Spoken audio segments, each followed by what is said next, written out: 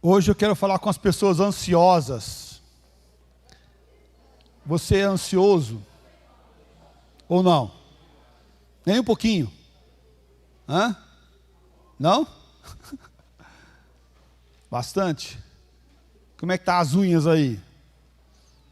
Não tem unha? Não tem unha? Geralmente o ansioso você conhece com a unha, né? Mostra a unha. Você olha a unha da pessoa, a pessoa está com a unha. Ou se a mulher, a unha, ela está toda sem esmalte, né? Porque ela já arrancou o esmalte, que ela não espera até ir na manicure para tirar o esmalte da forma adequada. Ou então, se for homem, geralmente ele rói a unha. A mulher também rói a unha também, mas mais fácil o homem roer a unha. Quando ela para num lugar, ela não para naquele lugar, ela fica criando fuga do pensamento, que o pé fica mexendo. Já viu isso? O pé fica mexendo, a perna fica mexendo, né? A perna não para, fica lá só, né? A perna não para, e ela fica criando fuga do pensamento. Por quê? Está com o pensamento acelerado, e um dos motivos que pode ocorrer isso é por causa da ansiedade. A ansiedade é um dos fatores que pode causar essa questão. Nosso tema de hoje é: não andeis ansiosos. Não andeis ansiosos. Mateus 6, 25 a 29. Esse é um mal do nosso tempo, e é o tempo dos iFoods, né? O tempo das coisas rápidas, do controle total. E quando nós sentimos que nós não temos muito controle de algumas coisas, a ansiedade ressalta cada vez mais. E nós vamos ler a palavra do Senhor e vamos estudar um pouquinho sobre isso. Diz assim a palavra do nosso bondoso Deus: por isso vos digo, não andeis ansiosos pela vossa vida, quanto ao que haveis de comer ou beber, nem pelo vosso corpo, quanto ao que haveis de vestir. Não é a vida mais do que o alimento, e o corpo mais do que as vestes? Observai as aves do céu, não semeiam, não colhem, nem ajuntam em celeiros, contudo o vosso Pai Celeste as sustenta. Porventura, não valeis vós muito mais do que as aves? Qual de vós, por ansioso que esteja, pode acrescentar um côvado ao curso da sua vida? E por que andais ansiosos quanto ao vestuário? Considerai como crescem os lírios do campo. Eles não trabalham nem fiam. Eu, contudo, vos afirmo que nem Salomão, em toda a sua glória, se vestiu como qualquer deles. Pai de amor, pedimos que a Tua verdade venha alcançar nosso coração, nossa mente, nossos pensamentos. Nos auxilia, ó Pai, a entender, compreender e aceitar, ó Pai, a Tua vontade. Nos ajuda a permanecermos firmes no que o Senhor tem para nós, e que, firmados, ó Deus, em Ti, possamos descansar. Tira, ó Pai, a ansiedade do nosso coração, da nossa mente, dos nossos pensamentos. Nos ensina, ó Pai, a descansar sempre no Senhor. Tem misericórdia, ó Pai, de nós. Em nome de Cristo Jesus. Amém, ó Pai. Jesus está trabalhando o Sermão do Monte, e aqui ele inicia um novo episódio do Sermão do Monte. Seria como a conclusão de uma série que ele está falando, de pontos que ele está falando, E ele está trazendo um novo conceito, uma nova fase desse sermão. Por isso ele inicia o Sermão do Monte falando assim, por isso, porquanto. Esse é um adjetivo que trabalha uma nova ideia. Quando você olhar no texto bíblico, e ele vem falando, por isso, porquanto, contudo, então isso vai trazer uma nova ideia. A ideia é aqui que uma coisa está ligada à outra. Sim, um ponto está ligado ao outro, mas também esse ponto que vai se iniciar é uma verdade que está sendo estabelecida para os filhos do Senhor e um conceito importante que vai chegar. Veja lá Mateus capítulo 6, versículos 19 a 21. Tesouros terrenos são transitórios. Não acumuleis para vós outros tesouros sobre a terra, onde a traça e a ferrugem corrói, onde ladrões escavam e roubam. Mas ajuntai para vós outros tesouros nos céus, onde traça nem ferrugem corrói, e onde ladrões não escavam nem roubam, porque onde está o teu tesouro, aí está também o teu coração. E a ampliação aqui do tesouro terreno e a valorização sobre esse tesouro terreno corrói a visão mental e espiritual e, por não dizer, moral. Você já viu anunciados de pessoas que roubaram alguém ou alguma instituição ou uma nação por causa do tesouro, quanto a pessoa vai ganhar ao ter e ao obter aquele bem pessoal, aquele bem para você ou para ele, para aquela pessoa. Ele rouba, e ao roubar, ele defrauda o outro, porque ele valoriza os bens materiais, aquilo que é material, aquilo que pode se ter e obter com o trabalho, ele rouba. Por quê? Porque ele valoriza e ele tem um valor exacerbado, um valor grande sobre as coisas terrenas, sobre o que a traça e a ferrugem corrói. Mateus 6, 22 e 23 fala assim, são os olhos a lâmpada do corpo. Se os teus olhos forem bons, todo o teu corpo será luminoso. Se, porém, os teus olhos forem maus, todo o teu corpo estará em trevas. Porquanto, caso a luz que em ti há sejam trevas, que grandes trevas serão. Ou seja, se você está valorizando as coisas terrenas, as coisas corruptíveis, se você busca por demasiada, ou de forma demasiada, as coisas terrenas, você pode estar com o teu coração em trevas.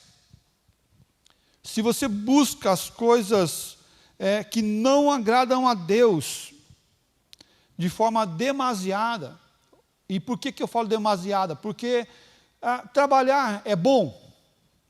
O trabalho é de Deus? Sim, trabalho é de Deus. Agora, trabalhar demais é de Deus? Não. Não ter tempo para a família, não ter tempo para a obra do Senhor, é bom? Não, não é bom. Por quê?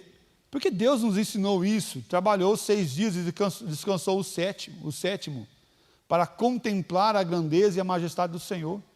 Deus nos ensinou que o homem tem um limite, e esse limite deve ser preservado, devemos estar atentos ao limite que cada um tem, para não vivermos um estado de esgotamento. E o que nós temos visto hoje de pessoas com burnout e coisas semelhantes a esse, é isso. A pessoa vive um fósforo queimado, porque corre atrás apenas do que é material e corre atrás do trabalho, não para e vive constantemente. O trabalho é bom, mas ele pode se tornar algo ruim se eu não me controlar e deixar, ou se eu deixar a ganância subir o meu coração de ter mais e mais e mais e mais e mais. Isso se torna ruim e penoso. Por isso, nós devemos olhar e preservar o nosso coração, para que os nossos olhos não sejam contaminados com coisas ruins. Eu olho, eu desejo, eu trabalho aquilo no meu coração e alimento a escuridão no meu coração. E por isso que aqui ele está falando de forma muito clara quem nós servimos, a Deus ou aqui que ele fala de riquezas e coisas, ou a Mamon, por exemplo. Versículo 24 de Mateus 6, ninguém pode servir a dois senhores, porque ou há de aborrecer-se de um e amar o outro, ou se devotará a um e desprezará o outro. Não podeis servir a Deus e às riquezas. Não podeis servir a Deus e às riquezas. Ah, pastor, então não pode ser rico. Pode ser rico. O que você não pode é servir a riqueza. Mas você pode usar a riqueza para servir a Deus. Pode? Pode. E deve. E deve. O rico, ele tem esse privilégio de servir a Deus com a sua riqueza também. E isso é maravilhoso. Jesus quer e mostra para nós que Ele cuida de nós. Ele está cuidando de nós. E por isso ele fala, não andeis ansiosos, nem com o comer, nem com o vestir. É certo que para muitos também, ao ler esses versículos, fala assim, então Deus vai me dar o que comer e o que vestir. Não preciso trabalhar. Posso ficar de boa, né? Que a gente falava lá no Paraná, posso ficar de boa, posso ficar tranquilo, porque não vai faltar comida, nem bebida e nem roupa. Também não é verdade. Também não é verdade. Por quê? Porque é Deus que sustenta e que alimenta as nossas vidas, nos dando força para o trabalho, nos dando força para desempenhar a nossa função e com dedicação servimos o Senhor Jesus Cristo. No versículo 25, Jesus inicia essa nova sessão do Sermão do Monte, trazendo a maneira de andarmos e vivermos, ou do viver do crente nesse mundo. Como o crente vive nesse mundo. Mas agora em relação ao seu comportamento público, e não apenas do seu íntimo, no fórum privado, fórum íntimo, no meu fórum íntimo, do teu fórum íntimo. Mas ele está falando de algo externo.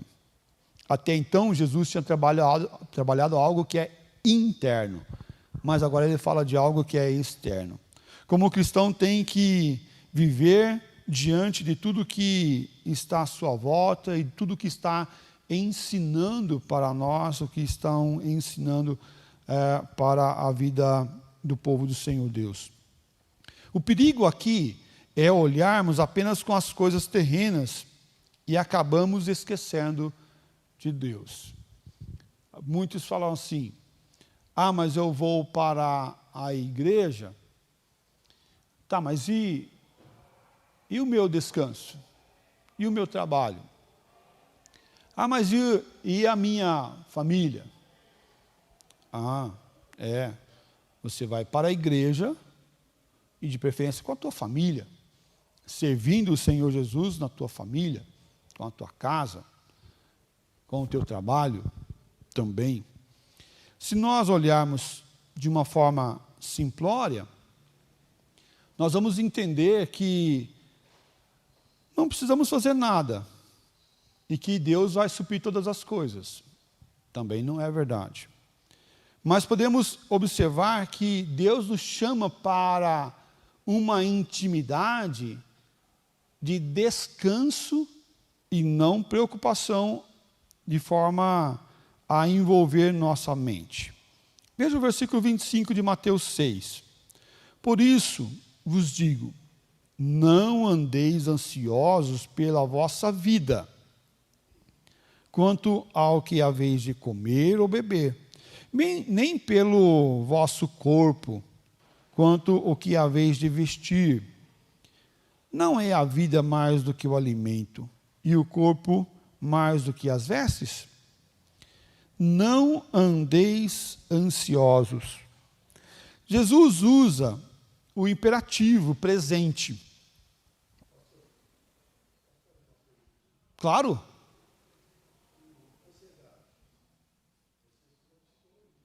Tá. Tá.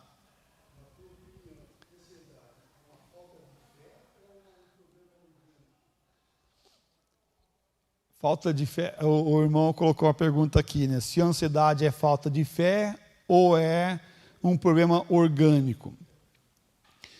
A ansiedade pode ter origem em vários fatores. Ele pode ser orgânico, sim, porque tem hormônios, por exemplo, se nós pararmos de produzir, nós vamos ficar incrédulos. A gente não vai conseguir crer, porque é o hormônio da fé que eles chamam. Então, só pelo fato, se essa glândula parar de produzir, a gente para de crer e de acreditar. Ok? Então, pode ser orgânico?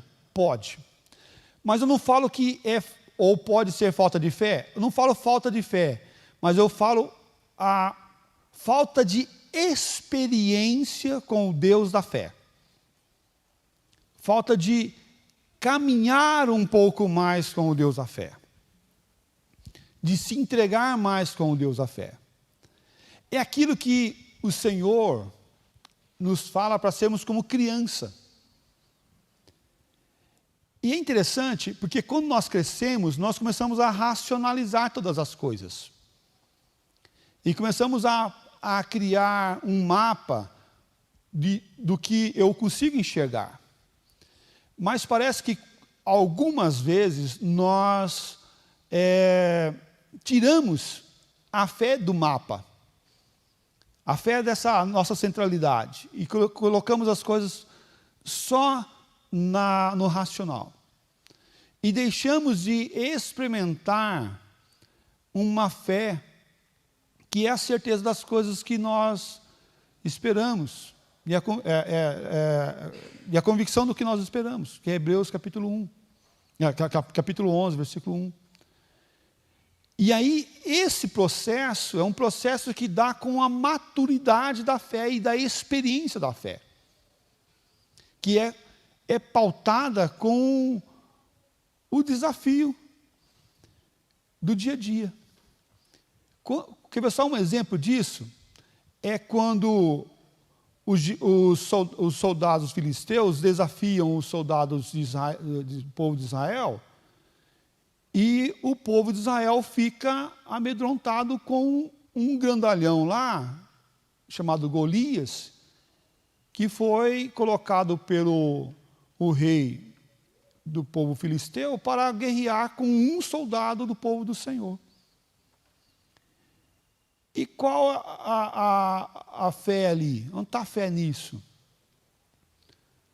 A fé, nesse momento, e também a gente está nesse parâmetro também, olha para o grandalhão lá que está para vir guerrear com a gente, e ele fala assim, que? Eu, hein? Vou não. Olha que a promessa era boa. Quem vencer esse gigante aí, quem vencer o soldado filisteu, vai ter a filha do rei para casamento. Vai se tornar o quê? Um príncipe. Vai deixar de ser um soldado. Vai ser um príncipe. Vai casar com a filha do rei. Vai ter honras. Vai ter recurso. Mas tem que viver. Mas tem que viver. Né? E o camarada olha e fala assim, tá, o negócio é bom, né? Financeiramente é bom, mas eu tenho fé para tal coisa. E é a hora que o ser humano, ele olha e ele racionaliza. E ele deixa de lado. a experiência que os soldados estavam lá tinham é de uma guerra racionalizada.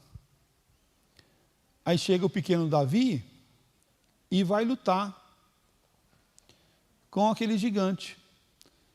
Mas a experiência que Davi tinha tido anteriormente, que alinhou e que o fortaleceu para esse momento.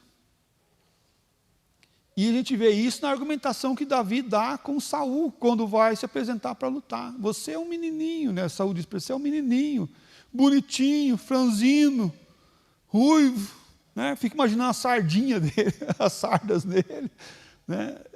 Ruivo. E ele fala assim, não, mas esse teu servo aqui já derrotou o urso, já derrotou o leão, já teve experiências nessa batalha, nas batalhas da vida, cuido das ovelhinhas do meu pai.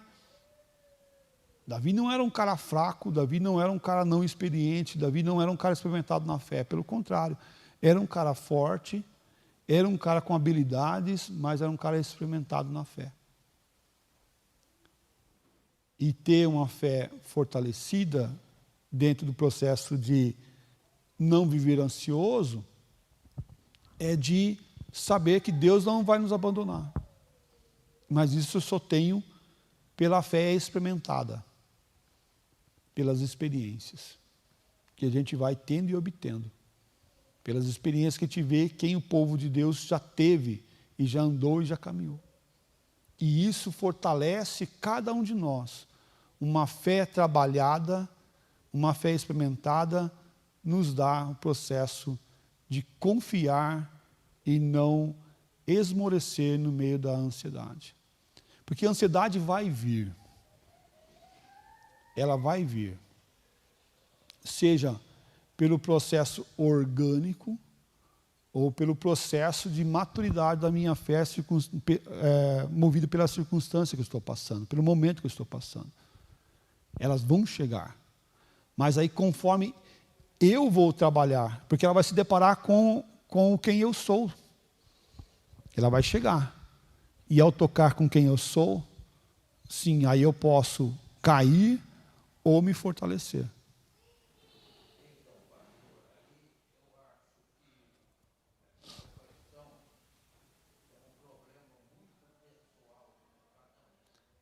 Perfeitamente.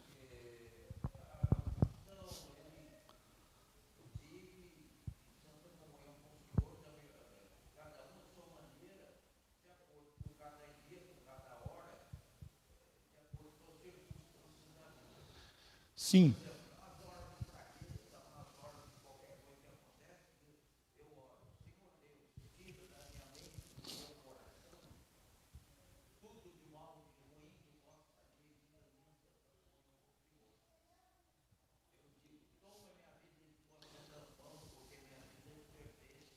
Perfeito.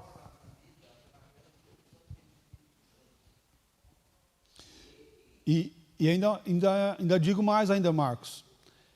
A dor e o sofrimento, ele é único para cada um. Então, assim, uma coisa que bate pesado em mim, pode não bater tão pesado em você. Coisas que dói demais em mim e que me abatem facilmente, talvez para o outro irmão, não. E aí a gente olha de fora e fala assim, tá, não sei por que aquela pessoa está sofrendo tanto por causa disso aí. Isso é tão pequeno.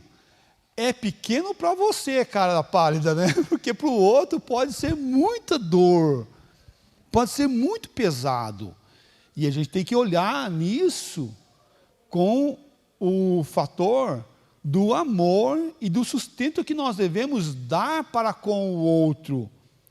E não desprezando a dor do outro e o sofrimento do outro. Mas também é importante que outras pessoas à nossa volta possam também nos chamar a atenção sobre esse processo. Porque se você observar, o Senhor Jesus está nos dando uma ordem aqui para nós não andarmos ansiosos. O que é andarmos ansiosos? E ele fala, versículo 21, coloca lá, Mateus. Versículo 21. Não andeis ansiosos pela vossa vida. E percebe que ele está falando aqui, é do andar. E andar quer dizer, versículo 25, desculpa, falei 21? Perdão. E andar aqui é permanecer ansioso. A ansiedade pode vir e bater no meu coração. E o que eu tenho que fazer com ela? Digeri-la, racionalizá-la, pensar com a base da minha fé e esperar. E deixar o controle divino que Deus dá para cada um de nós, equalizar esse processo aqui. É como se você recebesse um alimento, uma comida, e você enchesse a barriga, e você fala assim, nossa, minha barriga está pesada, o que eu vou fazer? Você vai sair andando e caminhando, e trabalhando com a barriga pesada, você fala, não, eu preciso dar uma esperada aqui, para a comida baixar. Baixou a comida, o que você faz? Você anda, você caminha. O Senhor não está falando porque nós não vamos ter momentos de ansiedade. Mas Ele está falando para nós não andarmos assim, não ficarmos assim, não pararmos dessa forma, ou não vivemos dessa forma. Não viver ansiosos. Constante. Então todos nós vamos estar sujeitos à ansiedade. Há momentos de ansiedade, mas o que nós não podemos fazer é viver assim, caminhar assim, viver um tempo longo assim.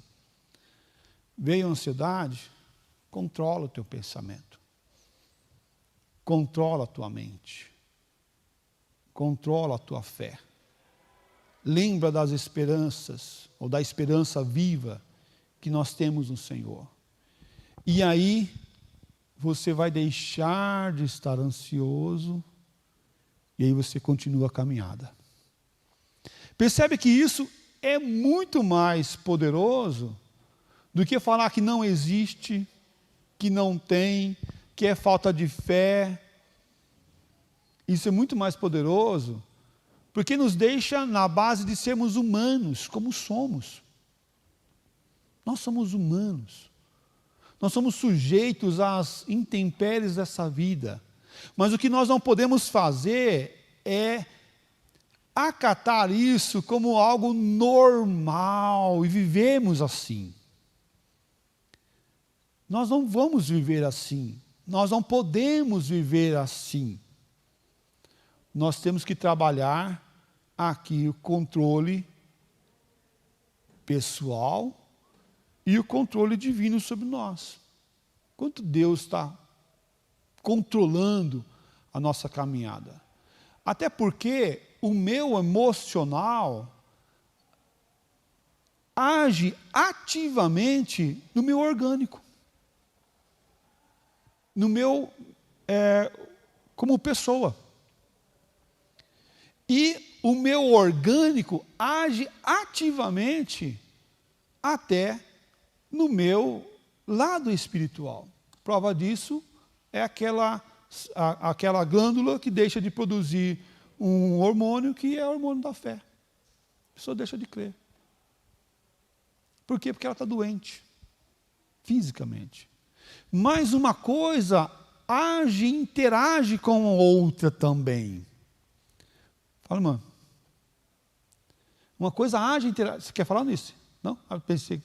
Mas uma coisa age e interage com a outra também. Nós não podemos não olhar o lado físico. Também devemos. Mas certo de que o Senhor Deus é poderoso para mudar todas as coisas. Certo que o Senhor Deus é poderoso para tirar toda a ansiedade. E Ele dá os motivos para nós olharmos isso daqui e refletirmos. A hora que bater a ansiedade, o que eu tenho que fazer?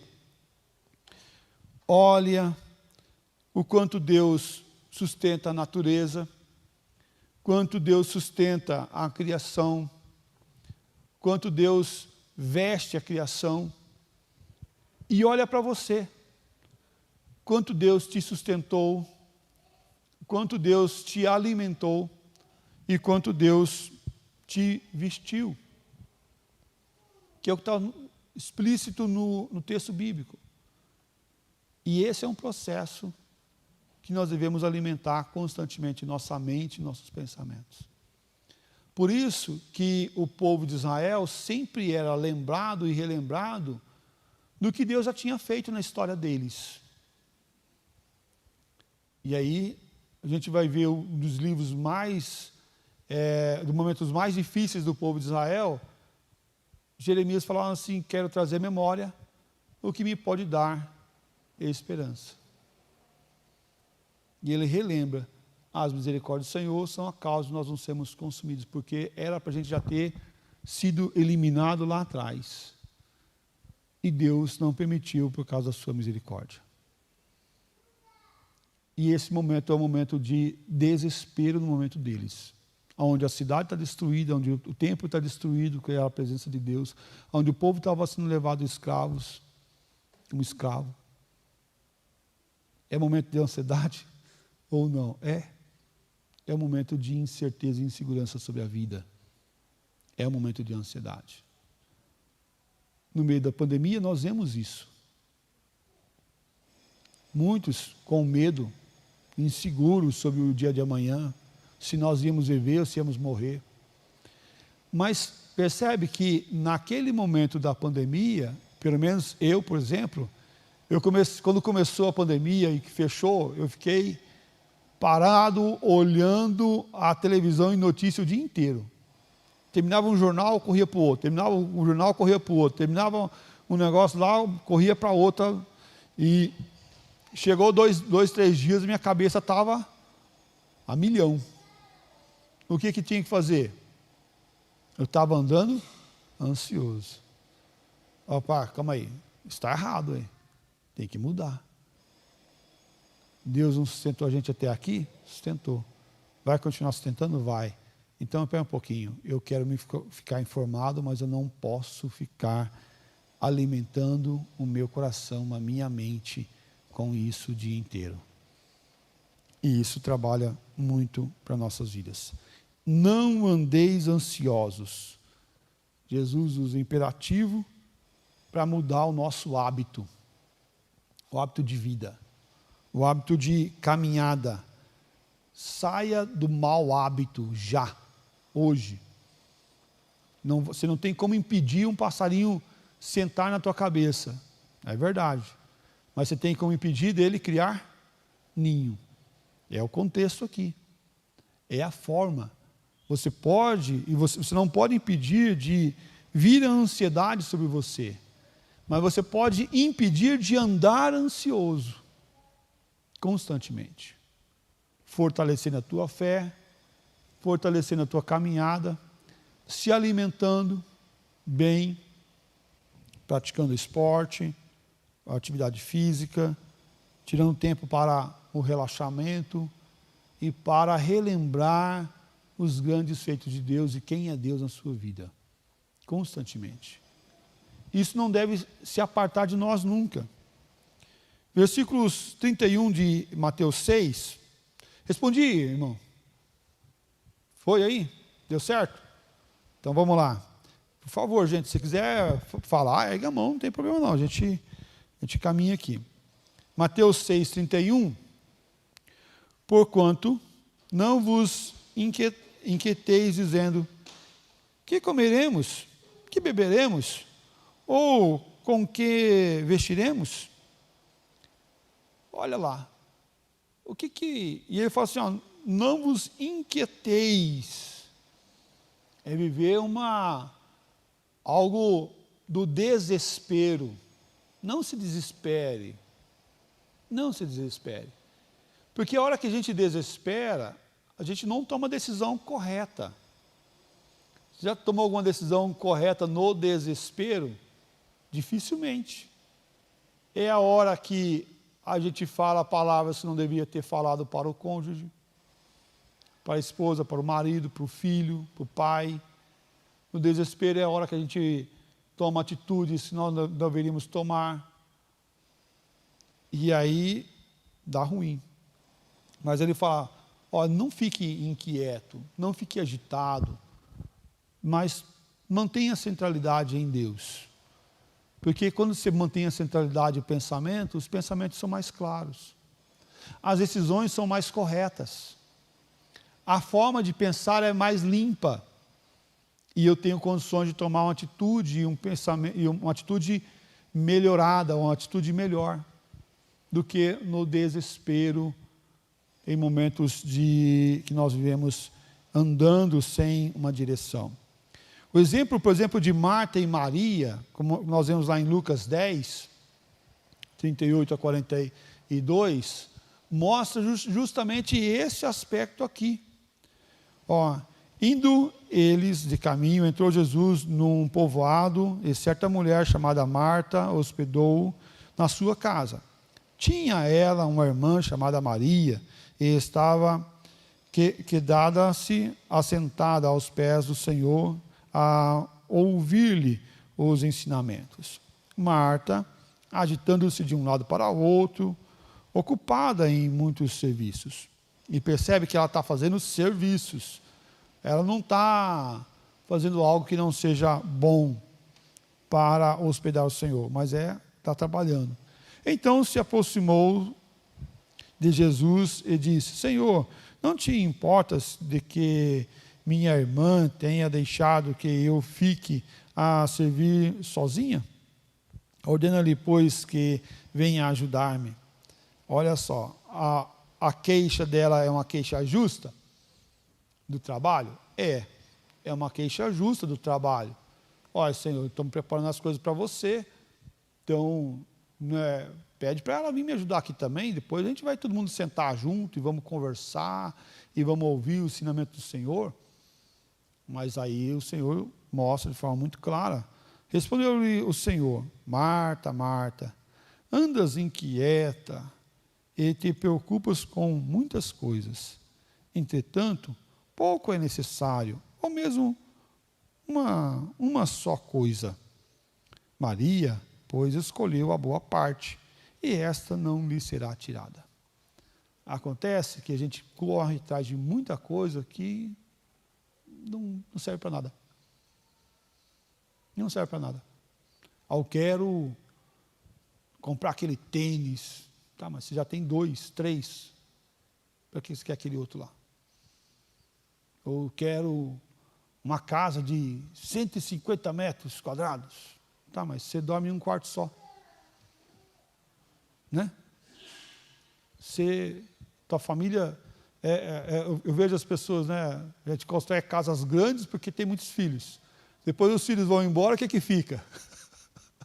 As casas grandes para o casal cuidar. Né? O que sobrou? Para que tu correu tanto? Né? Para que tu fez tanto? Para quase nada.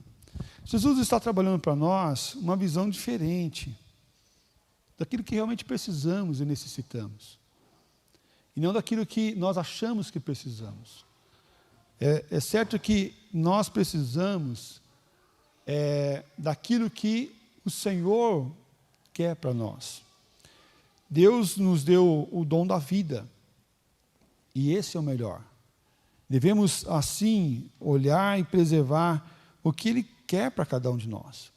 Romanos capítulo 8, versículo 32, fala assim, aquele que não poupou o próprio filho, antes por todo nós o entregou, porventura não nos dará graciosamente com ele todas as coisas?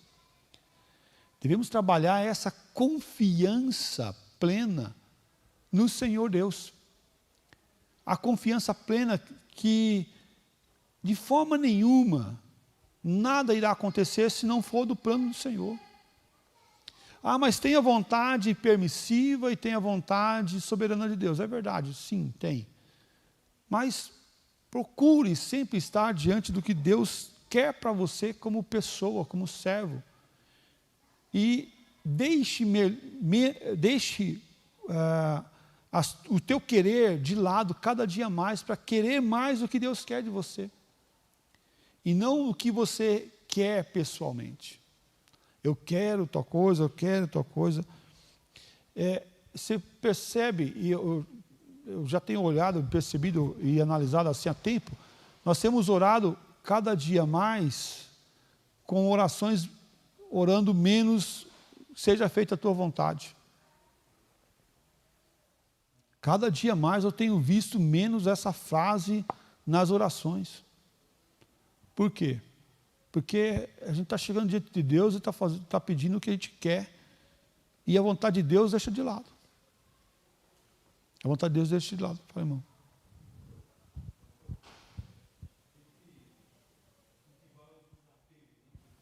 Sim, sempre. Sempre. Nós somos, e temos aqui, e a gente vê essa fase, esse contexto do desapego, até na frase de Jesus, no nosso texto base. Olha lá os passarinhos. Não ajuntam, não colhem, mas Deus, contudo, alimenta eles. Olha lá as ervas do campo, os lírios do campo. Olha, Salomão, em toda a sua beleza, não teve comparação com eles, não chegou nem aos pés deles, porque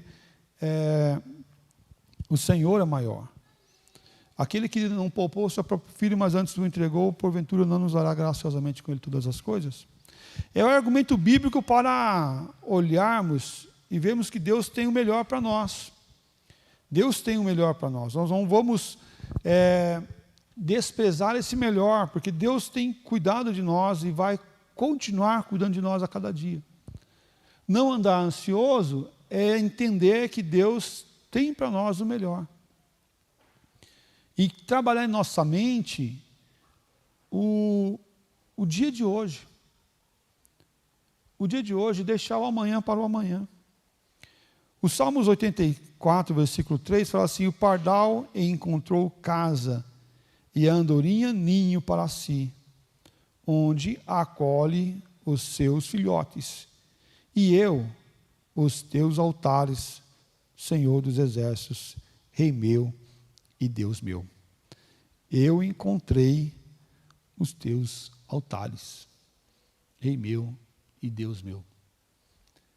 Encontrar o altar do Senhor não é só ir à igreja, mas é olhar Deus como a centralidade da nossa vida. A centralidade dos nossos pensamentos. Agora eu sou do Senhor. E devo trabalhar constantemente dentro desse patamar que Deus cuida de nós. Que Deus é o nosso alimento, Deus é a nossa força. A ansiedade vai bater. O medo pode vir sobre nós. Mas a nossa identidade tem que estar clara. Quem nós somos? Quem é você? Você encontrou o altar de Deus, então você é um filho de Deus. Agora, se você não encontrou o altar de Deus, você tem dúvida disso, então fique com medo mesmo. Fique com medo, porque aí o negócio é complicado. Aí sim, você vai ter uma grande dificuldade. Por quê? Porque a promessa é só para os filhos de Deus. Ah, mas tem a graça comum. Sim, tem a graça comum, verdade. Mas nós não devemos temer esse mundo. Nós devemos temer para onde vai nossa alma. O que vai determinar nosso futuro, que é a eternidade. Porque aqui nós passamos um período curto de tempo, em comparação à eternidade.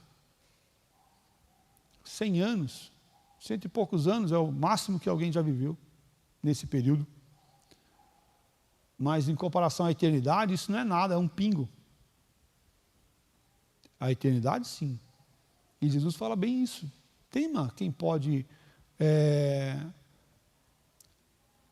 determinar teu futuro da eternidade. Não estou falando que a pessoa pode perder a salvação. Não estou falando isso, não. Quem está com Cristo e vai para o céu. E é isso que ele está falando para nós. Olhe para a vida espiritual e veja o que é melhor, o que é maior. O Salmos 34, versículos de 4 a 6, fala assim: dai-me a conhecer, Senhor, o meu fim, e qual a soma dos meus dias, para que eu reconheça a minha fragilidade. Desde aos meus dias o cumprimento de alguns palmos. A tua presença, o prazo da minha vida é nada. Na verdade, todo homem, por mais firme que esteja, é pura vaidade. Com efeito, passa o homem como uma sombra, em vão se inquieta. Amontoa tesouro e montou tesouro e não sabe quem o levará. Olha aí. O que é o bem material que nós corremos? Não é nada. A gente trabalha, faz, ajunta, e em alguns casos é tão triste que os herdeiros vão brigar por causa daquele recurso que ficou para trás. Tão triste. Por isso que o recurso não é o melhor. Recurso é bom ter, é bom. Mas lembre-se, o que comer, o que vestir, o melhor é depender do Senhor e viver na graça do seu poder. Viva confiando no Senhor. Trabalhe sempre essa alegria que Deus dá em todas as circunstâncias. Descanse no Senhor, entregue a tua ansiedade, o teu medo, as tuas angústias em Deus a cada dia, a cada momento. Fala, Marcão.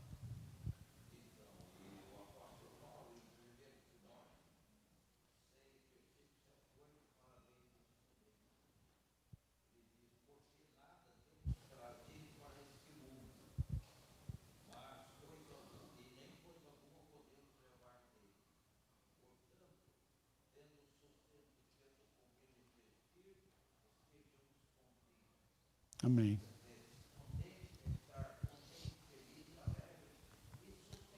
Sim. Devemos trabalhar isso sempre no nosso coração. O tempo do alegramento no Senhor. Né? Tempo de nos alegrar no Senhor. Isso é importante ressaltar sempre. E trabalhar sempre a entrega de todas as coisas para o Senhor. Nisso.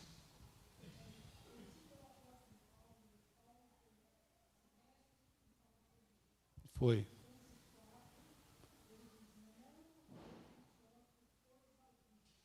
Sim. Oração. Isso. Oração, súplica e gratidão. Sim. Sim. Verdade. Verdade. Verdade.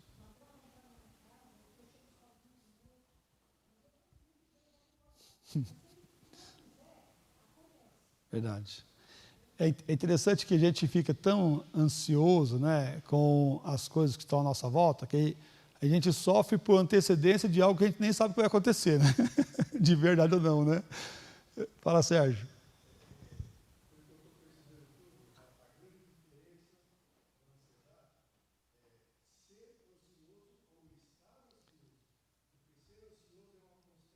Isso. Isso.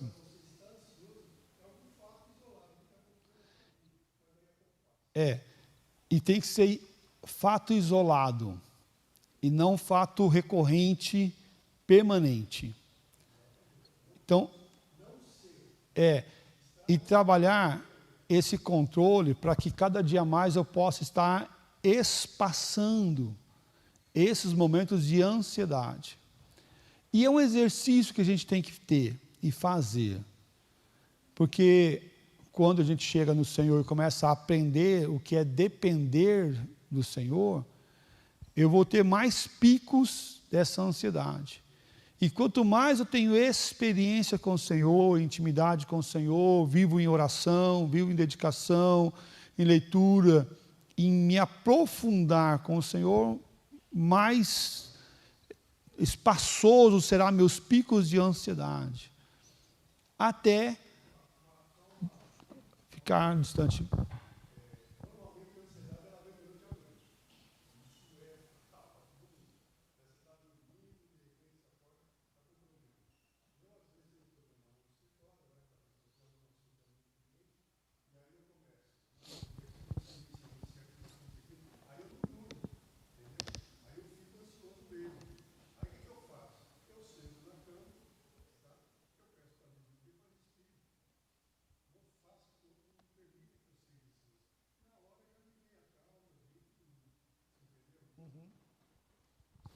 Sim, é um controle e cada um vai ter uma forma de lidar com o processo.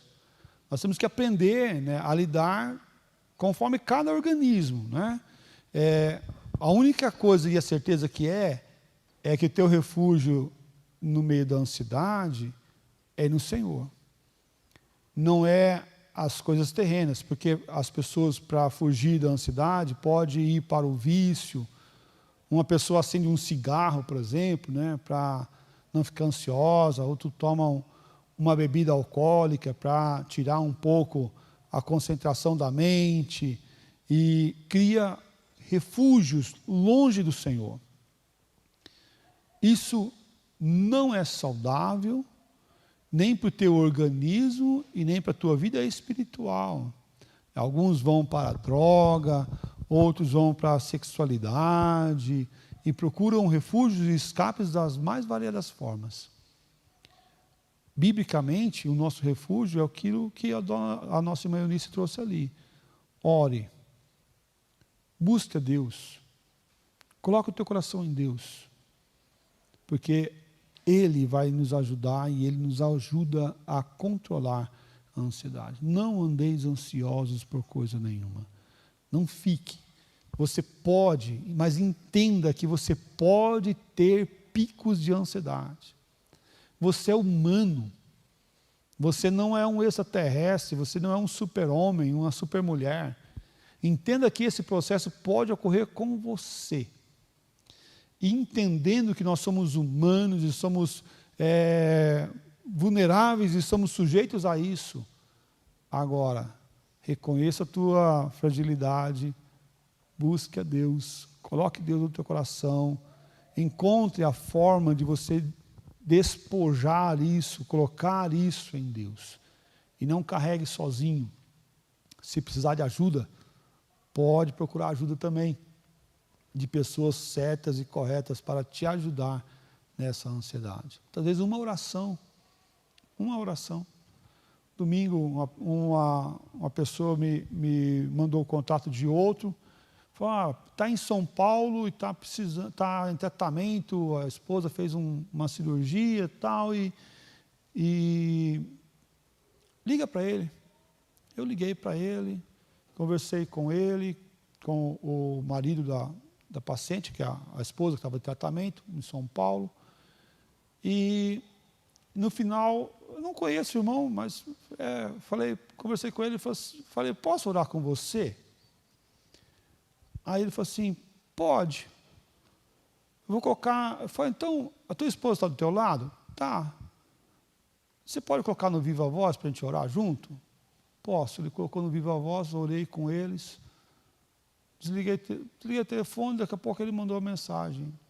Pastor, a oração foi um bálsamo nesse hospital há 23 dias aqui. Uma ação simples, pequena, e que outro foi um instrumento do Senhor para trazer alento e força naquele coração. O que é uma oração? Parece tão pequena, mas é tão poderoso, é tão maravilhoso, é tão renovante. Vamos assim fazer, meus irmãos. Vamos despojar, entregar tudo para Deus e confiar em Deus a cada tempo e a cada momento. Trabalhe isso na sua mente, no seu coração. Não andeis ansiosos. Saiba que a ansiedade pode bater, mas que você também pode bater na porta do Senhor Deus e conversar com Ele e entregar tudo em nome de Jesus. Talvez você já tenha ouvido que crente não fica ansioso, que é falta de fé, né? É falta de fé. Crente não tem depressão, não tem síndrome, está cheio de pastores com burnout, esgotamento e que não reconhece sua fragilidade, não reconhece a sua humanidade, acha que é super-homem. Não, nós não podemos fazer isso, porque o pior doente é aquele que não reconhece a sua doença. O pior doente é aquele que não reconhece. Não estou não. Esse é o pior, porque a doença poderá levá-lo, poderá ceifar a sua vida por não tratar, por não cuidar das suas fragilidades. Vamos orar. Deus, peço misericórdia a cada um de nós. Nós estamos num tempo, num mundo mau, perverso, tempo que corrói, um tempo que nos drena, um tempo de insegurança e incerteza. Peço ao Pai que em nome do Senhor Jesus, ó Deus, sejamos instrumentos nesse tempo de bênção, de graça. Nos ajuda a nos aproximar do Senhor e a viver no Teu amor e na Tua graça. Nos ajuda, ó Pai, a entender o que acontece no nosso organismo, no nosso emocional, no nosso espiritual. Também nos ajuda, ó Pai, a compreender o momento que nós estamos ansiosos, para que nós não venhamos andar assim. Nos dê percepção correta, uma visão correta do eu, que nós possamos olhar para o Senhor constantemente e entregar toda a nossa dor, toda a nossa ansiedade, todos os nossos medos, nossas angústias diante do Senhor. Tem misericórdia, Pai, de nós. Nos fortalece, ó Pai, conforme o Teu querer. Obrigado por essa manhã, pelo tempo de aprendizado. Obrigado, ó Pai, por cada irmão que aqui está, cada pessoa que está também nos assistindo pela internet. Que o Senhor venha guardar, ó Pai, esses e falar, ó Pai, no coração. Tira a ansiedade da nossa vida, do nosso coração e que possamos descansar sempre no Senhor. Dá-nos, ó Pai, experiências com o Teu amor, com a Tua graça, com o Teu cuidado divino. Não permita, ó Pai, que nós venhamos viver para nós mesmos, mas que nós viemos viver no Teu cuidado, na Tua bênção, no Teu amparo sempre. Em nome de Cristo Jesus, ó Pai, que nós oramos e agradecemos. Amém, ó Pai. Amém. Que Deus os abençoe, em nome de Jesus. Não andeis ansiosos, mas entregue e busque a Deus sempre, em nome de Jesus. Amém. Obrigado.